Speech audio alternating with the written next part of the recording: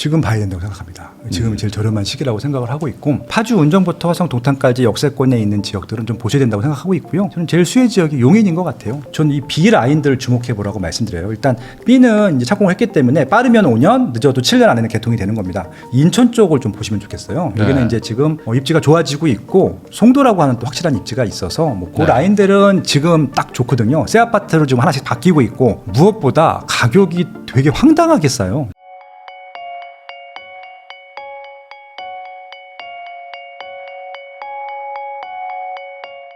김학렬 소장님하고 이야기 나누고 있는데요. 이번 그 97 대책에 또 그런 내용이 있어요. 그러니까 SOC 쪽에다가 좀 뭐 예를 들어 돈을 좀 예산도 많이 투입을 하고 전반적으로 좀 어쨌든 건설 시장을 살리겠다라는 내용들이 뭐 조금은 있습니다. 뭐 주택을 많이 짓겠다 뭐 이런 거라기보다는. 네네.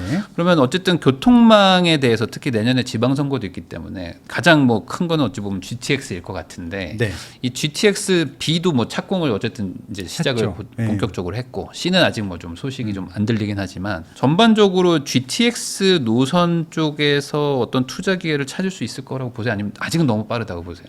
저는 지금 봐야 된다고 생각합니다. 지금이 제일 저렴한 시기라고 생각을 하고 있고, 일단 A 노선은 지금 북부 구간 개통이 되어 있고, 삼성역 빼고는 위아래는 다 다니고 있고, 아마 이 2년 안에 삼성역을 제외한 것들 밑으로 관통해서 파주 운정에서 화성 동탄까지 갈 수 있기 때문에 A 노선은 이미 좀 활성화가 될 것들이 가시화됐다라고 네. 봅니다. 그래서 파주 운정부터 화성 동탄까지 역세권에 있는 지역들은 좀 보셔야 된다고 생각하고 있고요. 저는 제일 수혜 지역이 용인인 것 같아요. 용인이요? 구성역이라든지 플랫폼 시티라든지 이런 것들은 중장적으로 봐야 되는 입지라고 생각하고 있고요. 그 책에 다 담겨져 있습니다. 그리고 이제 지금 착공 B가 있는데, B는 지금 춘천부터 해서 송도까지 갑니다. 저는 이 B 라인들을 주목해 보라고 말씀드려요. 일단 착공을 한 거랑 착공을 하지 않은 것은 천지 차이거든요. 그래서 저는 C보다 B가 최소한 1년 이상은 더 빨리 개통이 될 거라고 생각하고 있고, 네. C가 착공을 안 한 상태이기 때문에 더 벌어지게 되면 2년 이상도 차이 날 수 있다고 생각하고 있거든요. 그래서 B는 이제 착공을 했기 때문에 빠르면 5년, 늦어도 7년 안에는 개통이 되는 겁니다. 금방 갑니다. 전세로 한 2번, 3번만 돌리면 바로 가는 거라서. 네. 그래서 저는 이제 이쪽 남양주 쪽도 괜찮긴 한데, 그보다는 인천 쪽을 좀 보시면 좋겠어요. 네. 여기는 이제 지금 입지가 좋아지고 있고, 송도라고 하는 또 확실한 입지가 있어서 뭐 부평구청이라든지 인천시청이라고 부평이 아무튼 그 라인들이 있거든요. 그 네. 라인들은 지금 딱 좋거든요. 새 아파트로 지금 하나씩 바뀌고 있고, 무엇보다 가격이 되게 황당하게 싸요. 그러니까 인천 같은 경우는 지방 광역시보다 더 싸거든요. 네. 그러니까 좀 소외가 됐던 지역인 것 같은데, 아마 BTX B의 수혜 지역으로 가장 인천 지역들이 좀 수혜를 보지 않을까라고 예측이 되고 있고요. 그럼 C가 뭐 나쁜 것이냐? 아까 예산 말씀하셨는데 2026년도 예산이 발표가 됐었고, 슈퍼 예산이에요. 700조가 처음 넘는 예산이고, 국토교통부 예산도 굉장히 큰 폭으로 상승이 됐고, SOC도 굉장히 상승이 됐는데, 제가 다 까봤는데 GTX A, B, C, 이제 A는 거의 이제 마무리 단계이기 때문에 조금만 예산이 할당이 돼 있고, B가 제일 많고 이제 C가 되어 있는데, 이제 주목할 부분들이 C에 1,000억이 넘게 배정이 돼 있거든요. 1,000억이 무슨 의미냐면은 착공비예요. 네. 예, 그러니까 착공한다는 얘기잖아요. 네, 네. 내년에 무조건 하겠다는 얘기입니다. 1,000억 넣었다는 얘기는, 왜냐하면 이게 몇십억 들어가는 것들은 뭐 시장조사 비용이니 이런 것들인데, 네. 1,000억 단위로는 뭔가 공사를 한다는 얘기거든요. 그렇죠. 그러니까 C는 내년에 무조건 착공을 하는 거예요. 그래서 이제 C가 착공하게 되면은 그 다음부터는 C 지역들은 수혜주가 되는데, 원래 C가 먼저 갔었거든요. 네. B보다. 왜 그러냐면은 C가 더 입지가 좋아요. 삼성동을 그렇죠. 지나기 때문에. 네. 그래서 양주부터 해서 수원까지는 다 수혜지가 될 것 같은데, 다만 이제 B보다는 조금 느리니까 그거만 감안하시고 들어보시면 될 것 같다 말씀을 네. 드리도록 하겠습니다. 그 사실 지금 B가 이제 착공해가지고 이제 시작했는데 네. 생각보다 사람들의 반응이 그냥 뭐 뜨뜻미지근해요. 근데 그거의 가장 큰 이유는 아까 말씀하셨던 어떤 송도나 이런 동네가 지금 분위기 안 좋다는 거에 대해서 많이들 알고 계시고, 이게 뭐 돼봐야 뭐 언제 되냐 하면서 반대로 생각하면 인천이 좀 약간 저평가를 받고 있는 거이기도 한 거죠. 어찌 네. 보면. 그래서 이제 가격 회복도 못 하고 있는데, 이런 상황에서 이제 안 올라간 데를 들어간다는 게 쉬운 일은 아닌 것 같아요. 이미 뭐 올라가는 거를 사는 게 마음 편하시니까. 그럼에도 불구하고 지금 좀 약간 길게 보고 좀 미리 들어가는 게 낫다. 서울 서부권 쪽. 그러니까 이게 이제 투자 수요라고 하면은 이제 베팅이 필요한 이제 용기가 필요한 것들, 야수의 심장이 필요한 것들인데 네. 지금 많은 분들이 선택하시는 게 대부분 실거주거든요. 그러니까 실거주 하실 분들한테 좀 기회를 제가 네, 드리고 네. 있는 거라고 보시면 될 것 같고 인천에서 사시는 분들 있잖아요. 300만이 있어요. 300만. 지금 300만이 넘어갈 것 같은데 이제 300만들이 지금 좀 애매한 입지들을 살고 계시거든요. 네. 그러니까 교통도 안 좋고. 근데 인천이 지금 말씀드린데 그 B 라인하고 B 라인이 아닌 지역과 가격차가 별로 안 나요. 네. 근데 아마 개통이 되면 가격차가 확 벌어질 거거든요. 그럴 수 있죠. 예, 왜냐면 하성이 동탄하고 동탄 아닌 지역들이 확 벌어졌거든요. 네. 그런 것들을 예상하고 들어가시란 말씀이고요. 서울 사람들이 GTX B 라인에 갈 이유는 없죠. 서울 빨리 오려고 GTX B 라인에 사는 것들인데 그래서 네. 서울 계신 분들이 여기 가시라는 얘기가 아니고요. 물론 임차인 분들은 고민해 보셔야 되겠지만 그래서 어차피 인천에 사실 분들 같은 경우는 이 역세권 쪽으로 이렇게 오시는 것들 괜찮은 전략이다. 그 말씀드리는 거죠. 그러니까 인천 내부에서 GTX역 인근으로 몰려오는 그런 현상이 일어날 것이다. 예, 그리고 이제 송도가 지금 굉장히 별로 안 좋았다가 살짝 반등하고 있는 네. 그 정도이거든요. 입주 물량도 아직 많고요. 그다음에 오피스텔도 공급도 많이 했고 공급할 물량도 아직 많아요. 네. 근데 이제 이게 송도는 지금까지는 서울과 무관한 지역이었었는데 GTX B만 개통이 되면은 서울까지 용산까지 20분대에 오거든요. 그러면 또 얘기가 달라지는 거예요. 네. 왜냐면 송도는 서울 사람들이 봐도 되게 매력적으로 멋있는 동네거든요. 네, 네. 아마 대한민국에서 제일 멋있는 하나의 지역이 될 텐데 서울엔 그런 풍경이 없으니까 마치 막 뉴욕 맨하탄 가면은 보는 그런 뭐 스카이 뭐 마천루들이 있잖아요. 그런 집에서 사는 겁니다. 근데 10억대 전후밖에 안 하거든요. 그러니까 그런 퀄리티의 집들을 서울 용산구까지 혹은 서울역까지 올 수 있는 라인에서 살 수 있다. 라고 하면은 선택할 사람들이 좀 있을 것 같긴 하거든요. 직업적으로 이렇게 여유가 있는 분들 같은 경우는 그래서 한번 그런 것들도 한번 고민해 보셔도 좋을 것 같아요. 네. A 노선의 북부 쪽, 네. 그 뭐 파주나 이런 쪽이 이제 개통하면은 좀 효과가 볼 거라고 생각했던 분들도 좀 있었을 텐데 아직은 뭐 그렇게 막 뭔가 반영이 많이 된 것 같지 않은 분위기 같기도 하고. 그렇죠. 이쪽 어떻게 보십니까? 그러니까 이게 반쪽짜리 개통이었었고요. 근데 이제 그 GTX A 북부 라인이 그 남부 라인보다 분위기가 더 좋아요. 출퇴근하시는 분들도 만족도 높고 네. 점점 더 많은 사람들이 이용하고 있고. 그래서 이제 조금씩 좋아지고 있는데 저는 이제 어차피 그 삼성역까지 개통되는 거 기간 전까지는 전혀 고려를 안 했거든요. 근데 네. 제 예상보다 반응이 또 빨리 와서 오히려 저는 더 좋다라고 생각하고 있고요. 어차피 강남에 빨리 와야 되는 것들이거든요. 네. 서울 북부에는 일자리가 많다 하더라도 서울역까지 오는데 서울역에서 한번 환승을 해야 돼요. 그럼 종로구, 중구, 뭐 여의도나 이쪽 서부 쪽으로 와야 되는데 불편합니다. 네. 그래서 한 번에 가야 되거든요. 그래서 삼성역까지만 개통되면은 저는 파주 운정이나 일산이나 덕양구 쪽은 저는 대박 날 거라고 봐요. 지금은 다 10억들이 안 되는데 지금 뭐 한 6, 7억 정도로 이제 10억이 넘어가니까 거의 2배 상승이 될 거라고 생각하고 있거든요. 네. 그러니까 그만큼 싸요 지금. 남부 쪽에 비해서는 진짜 많이 싸거든요. 그래서 네. 저는 이제 그 삼성역 개통 특히 삼성역까지 개통 안 된다 하더라도 수서역까지 관통하는 것들만 돼도 막 가격은 많이 올라갈 거다 이렇게 예측하고 있습니다. 수서만 갈 수 있어도 사실 그럼요. 수서에서 담당선 삼호선. 이런 거 막 3호선 그렇죠, 갈아타면 그렇죠. 네. 강남 접근성이 뭐 가능은 하잖아요. 네, 그리고 판교 갈 수 있잖아요. 네. 저기까지 갈 수 있으니까. 그러면은 솔직히 판교 되게 비싸거든요. 막 20억, 30억 한단 말이죠. 그럼 네. 저 위에서 10억 정도 되는 집, 더 좋은 집에서 올 수 있다. 30분 만에 오는 곳들이기 때문에 이건 충분히 고려해 볼 만할 것 같고 또 재택근무 하시는 분들도 많으니까. 예. 네. 그러니까 아직 그 효과가 나오지 않았지만 이제 예. 점점 더 북부는 나올 아직 것이다. 시작도 안 했어요. 네. 그 GTX 말고도 좀 서울 수도권 안에서 그래도 좀 유명하게 볼 만한 지역들이 좀 있나요? 어떻게 보세요? 그러니까 뭐 책에 또 세 가지 포인트를 짚어놨는데요. 일단 역세권 GTX로 설명될 수 있을 것 같고 또 신안산선이 하나 또 있고요. 네. 역세권 중에서는 그래서 이제 그 역세권 라인들을 보시면 될 것 같고 최근에 와서 학세권도 계속 보고 있어요. 그러니까 이제 애들 숫자가 워낙 적다 보니까 네. 학교 환경이 되게 중요하더라고요. 그래서 아무래도 단지끼리 이렇게 모여 있는 지역들이 더 뜰 것 같아요. 그래서 나홀로 네. 단지들보다는 그래서 뭐 기존에 인기 있는 입지들은 더 인기가 많아질 것 같고요. 뭐 대치동 이런 것들은 어쩔 수 없을 것 같고 목동도 마찬가지고 중계동도 마찬가지인데 아파트 단지가 모여서 이제 그 전까지는 시너지를 못 봤었는데 점점 이제 재개발이 된 다음에 지역이 바뀌어서 입주민의 신분 계층이 바뀜으로 좋아지는 입지들이 있거든요. 네. 그 대표적인 지역이 뉴타운들이었어요. 그래서 이제 지금 뭐 다 개발이 된 뉴타운들보다는 그러니까 마포구도 옛날에 학군에서 안 따졌는데 맞아요. 아이언 뉴타운 딱 해놓고 나니까 사람들이 공부에 관심이 많아진 것이죠. 지금 저는 신길 뉴타운 재밌게 보고 있어요. 네. 약간 그 신안선선 개통도 있고요.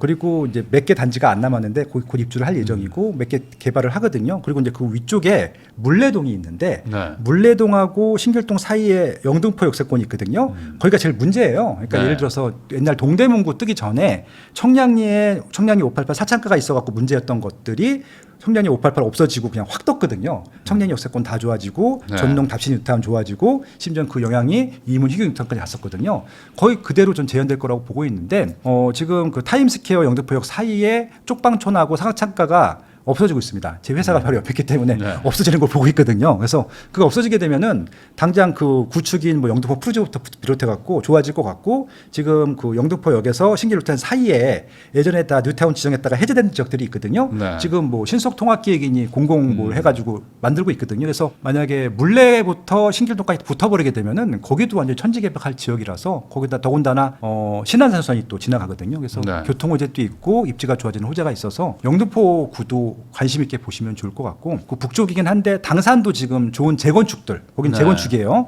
재건축도 많아서 뭐 유원 2차 이런 것들 관심 있게 보고 있습니다. 재개발 재건축이 결국에는 서울 공급의 뭐 핵심일 수밖에 없을 것 같고 그러면은 이번엔 뭐 대책이 안 나왔더라도 만약 공급이 계속 부족한 시그널이 계속 나온다면 이래나 저래나 현 정부 안에서 조금 완화적인 정책들이 더 나올 수도 있을 것 같은데 강남이나 뭐 사업성 좋은 곳들 말고 뭐 소위 말하는 노원 같은 그런 곳들 좀 사업성이 막 안 나온다 지금 뭐 네. 공사비가 뭐 안 돼서 뭐 진행을 못 한다 이런 곳들도 앞으로 좀 좋아질까요? 어떻게 보세요? 시간이 좀 필요할 것 같아요.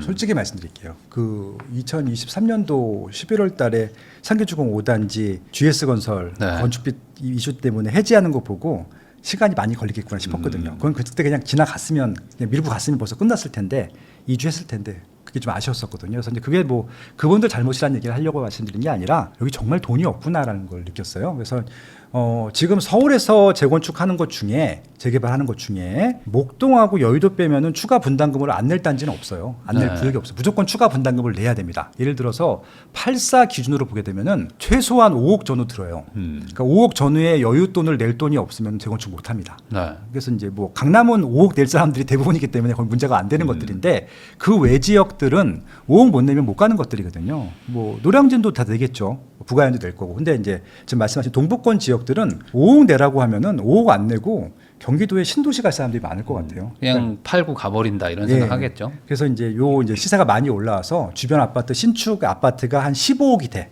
네. 15억이 되면은 기존 아파트 5억에 사서 추가 분담금 5억 태우면은 10억이잖아요. 네. 5억 안전 마진이 있잖아요. 그때쯤 되면은 아마 붙을 것 같아요. 근데 그 동부권의 문제가 다들 재건축하려고 연식들이 비슷비슷하잖아요. 그러니까 네네. 신축이 잘 못 들어오는 또 지역이기도 하고 그렇죠. 그럼 시간이 좀 어쩔 수 없이 걸린다. 예, 그러니까 아마 다른 지역 다 올라간 다음에 따라 올라가겠죠. 네. 그래서 저는 한 15년 정도, 10년, 15년 더 필요하지 않을까 싶어요.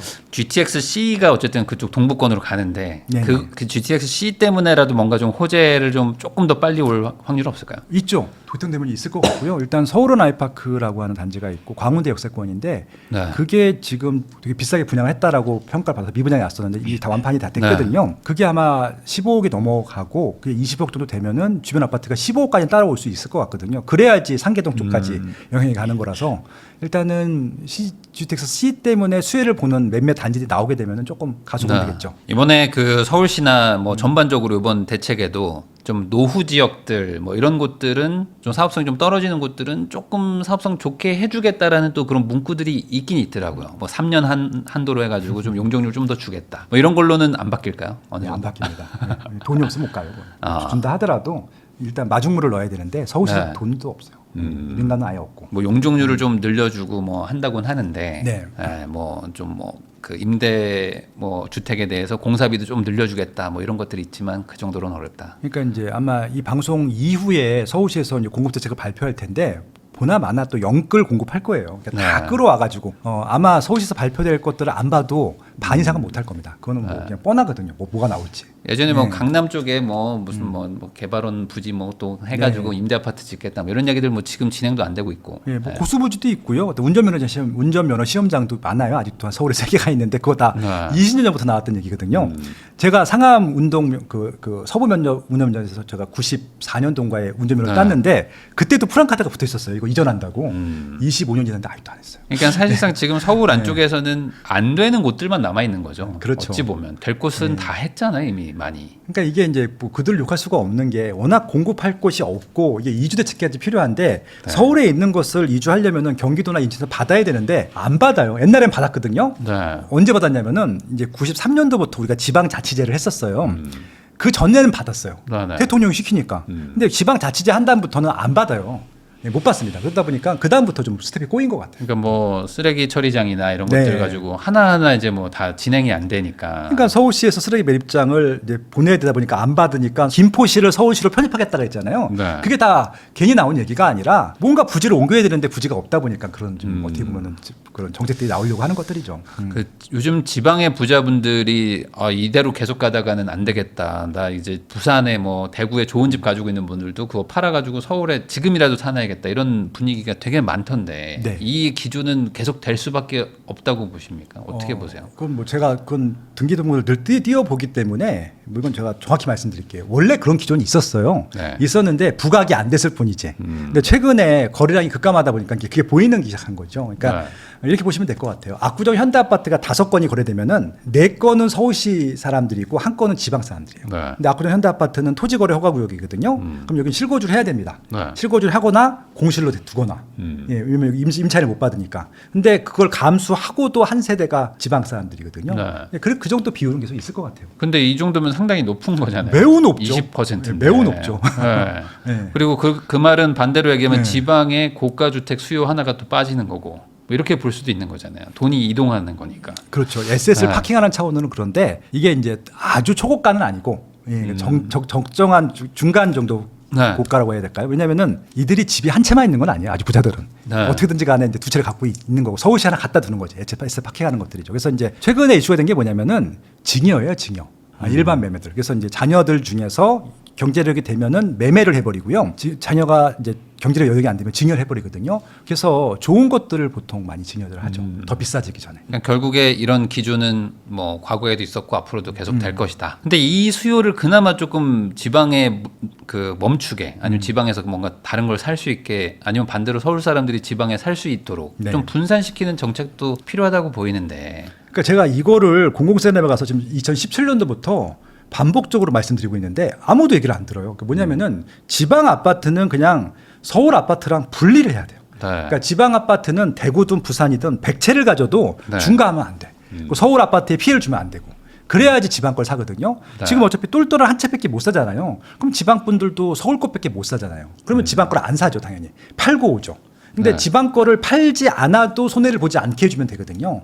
그러면은 지방 수요가 좀 묶여 있죠. 그러니까 못 팔기도 해야 되는데 지금 똘똘한 한창 정책은 결론이 딱 이거예요. 지방 거 다 팔고 서울에 똘똘한 거 하나 사라. 네. 강남구나 요산구 거 하나 사라. 이게 결론이거든요. 그럼 이런 정책 하에서는 당연히 지방 수요가 줄죠. 근데 지방에 집을 사게 해준다. 그러니까 뭐 다주택이라는 게 뭐 그러니까 서울까지 다 풀면은 뭐 서울에 여러 채 산다고 이제 말하시는 분들도 있으니 뭐 네. 그거는 안 하고 그냥 서울에 몇 채가 있든 뭐 상관없이 그쵸. 지방 사는 사람들은 그냥 뭐 사실상 무주택자 취급으로 해서 그쵸. 뭐 중간 안 하겠다라는 정책은 쓸만도 하거든요. 그러니까 취득세도 1%다 통일해주고 지방은 그냥 무조건 사도 1%고 이거 중과 안 하고 합산도 안 하고 이건 별도가 들어가겠다. 딱 한 채 있는 거로 따로 계산하겠다 하면 되는 거죠. 근데 요거를 그러면 혹시 안 하는 이유에 대해서 혹시 들으신 거 있으세요? 왜 안 하냐 도대체 이거를? 아니 왜냐면 서울로 몰리는 거를 분산한다는 정책으로 하면 사실 네. 지방은 지금 집값도 분위기 안 좋은데. 제가 이제 지방에 있는 국회의원분한테 얘기를 해봤어요. 네. 왜냐면 아니 지역구 살리기 해라. 예, 왜냐면 어차피 너희들도 중앙 할 텐데 이거 되게 참신한 아이디어 아니냐. 뭐 지방도 살리고 지방 사람들이 얼마나 좋아하겠냐. 지방 아파트 한 채 갖기 운동 네가 해봐라. 저 나이가 어려가지고 이렇게 얘기를 했었는데 좋은 의견이라고 하더니 네. 예, 저 그 얘기를 하고 왔대는데 연락이 안 돼요? 예, 짬밥이 없어서 안 먹힌다는 거예요. 위 사람들은 그리고 이제 이게 뭐냐면 부동산이 참 아쉬운 게 뭐냐면요. 우리는 메인 관심사인데 네. 이 정부 인사들한테 메인 관심사가 아니에요. 그러니까 이게 순위로 따지게 되면 거의 한 5순위 이하에 있는 겁니다. 그러니까 굉장히 이슈가 있는 것처럼 보이겠지만 왜 그러냐면은 부동산에 관심이 있는 층들은 서울 수도권이에요. 네. 아이러니하게도 네, 네. 지방은 관심이 별로 없는 게 뭐냐면요. 자가 비율이 60%, 적어도 60%고 대부분 다 70% 전후거든요. 네. 이미 집들이 있기 때문에 별 관심들이 없어요. 그 지방 유권자들은. 네. 근데 서울은 일단 6대 4예요. 4가 자가고 6이 임차인들이거든요. 이들은 되게 민감해합니다. 그러다 보니까 임차인을 위한 정책들을 만들다 보니까 뭐 집을 한 채 더 갖게 한다. 그 자체가 싫은 거예요. 그러니까 서울 수도권 지방에 뭔가 풀어주게 한다는 얘기만 들어도 서울 수도권과 무관한데도 그러니까 저는 이제 이게 수요가 빠지게 되면 서울에 더 안전경쟁이 된다라고 얘기를 해도 이 서울 수도권에 있는 임차인들은 뭔가 부동산 그런 소유하고 있는 사람들이 집을 한 채 더 갖는 것 자체가 싫은 거예요. 그러니까 유권자를 생각하다 보니까 그런 정책들이 나올 수가 없는 거죠. 네. 아니 근데 지방만으로 해도 네. 뭐 아니면 극단적으로 정말 경상도랑 전라도까지만 충청도도 빼라 뭐 이렇게라도 뭐 할 수도 있을 것 같기도 한데 네네. 되기는 쉽지 않다. 그리고 이게 참 이런 얘기까지 민감하긴 한데 제가 용기를 내서 말씀드릴게요. 이게 지방 서울 예산이 제일 많잖아요. 네. 돈도 제일 많이 벌고 서울서 내는 세금으로 지방이 다 먹고 살고 있어요. 네. 예를 들어서 이제 최근에 있었던 일 중에 하나가 지방의 모 광역시인데 중고등학생들한테 무조건 다 100만 원씩 주는 거야. 쿠폰을 주는 거죠. 네. 사라고. 그거 어디서 나온 돈이에요? 그거 서울서 나온 국세잖아요. 다. 그런 식인 거예요. 그러니까 지방은 이게 왜 말씀을 드리냐면은 거래가 많이 돼야지 취득세는 지방세, 재산세, 지방세잖아요. 그러니까요. 많이 돼야 돼서 거래가 많이 되면 좋거든요. 근데 노력하지 않아도 서울서 국세가 내려오니까 굳이 지방세를 따먹기 위해서 이런 것들을 정책을 강구할 필요도 없는 거예요. 네. 무리수를 들 필요가 없는 거죠.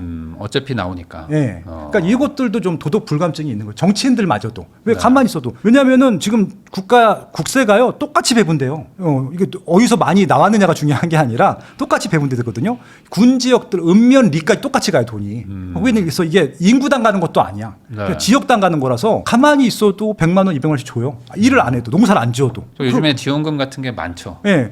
읍단위 면단위. 그러다 보니까 주택 정책을 필 수가 있겠어요. 그런 거죠. 그럼 이런 상황이라면 지방 살리기라는 어떤 명목으로 뭐 세컨드홈 뭐 이런 거 나오지만 뭐 이렇게 뭐 광역시까지 풀어준다거나 뭐 이런 식의 정책들은 아마 당분간 기대하기는 좀 어려울 것이다. 그렇죠. 세컨드 홈을 가지려면은 네. 서울 사람들이 사야 되는데 서울 사람들이 거기다가 그걸 사는 순간 중가를 받거든요.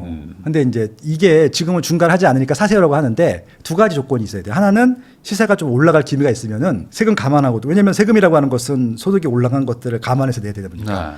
근데 일단은 시세가 올라갈 것 같지 않아요. 또 하나 뭐냐면은 하도 뒤통수를 맞아가지고 언제 중가로 바뀔지 몰라. 이런 네. 느낌이 있는 거예요. 그러니까 왜냐면 한 채 더 사는 게 두려워요. 저도 두렵거든요. 이들은 소급해서 소급을 안 한다라고 하면은 이런 걱정을 할 필요가 없는데 지금부터 네. 사는 것들에 대해서 적용한다는데 우리는 사는 것들까지 다 소급해서 적용을 해버리잖아요. 맞아요. 다 거북목이잖아요. 한국 사람들이 하도 뒤통수 맞아가지고 네. 뒤통수의 민족, 거북목의 문제일 텐데 그래서 힘들 것 같아요. 이 문화를 바꾸기는 어려울 것 같아요. 그럼 이대로 가면 지방은 더 안 좋아질 수밖에 없는 구조인데 물론 그 지방에서도 뭐 양극화가 일어나고 있긴 하지만 네. 그러면 지방에 계신 분들 입장에서는 그 안에서 그나마 좀 똘똘한 거 한 채로 좀 옮겨놔라. 서울로 못 간다면 그렇죠. 이렇게 얘기할 수밖에 없겠네요. 예, 그러니까 부산이나 대구는 되게 큰 대도시고요. 네. 울산도 그렇고요. 뭐 광주도 마찬가지고 대전도 마찬가지고 세종도 마찬가지인데 이런 언급된 지역들의 제일 좋은 아파트들은 그 제일 좋은 아파트가 아닌 데서 옮겨 타시는 건 지금도 유효합니다. 예, 대구가 지금도 신고가 나오는 거 보세요. 예, 네. 힐스테이트 버머라든지 W 뭐 이런 것들은 신고가 나오거든요. 그러니까 그게 한 5억 오른 거예요. 한 2, 3년 동안에. 그럴 거면은 서울보다는 덜 올랐겠지 당연히. 근데 네. 지방에서 그 정도 오르면 많이 오른 거거든요. 거의 2배 오른 거니까. 그래서 그런 것들은 눈여겨보셔도 좋을 것 같아요. 지방에 꼭 살아야 되는 분들 그런 네. 분들은 뭐 꼭 너무 서울만 집착할 필요는 없을 수도 있다. 그렇죠. 상위권을 산다면요.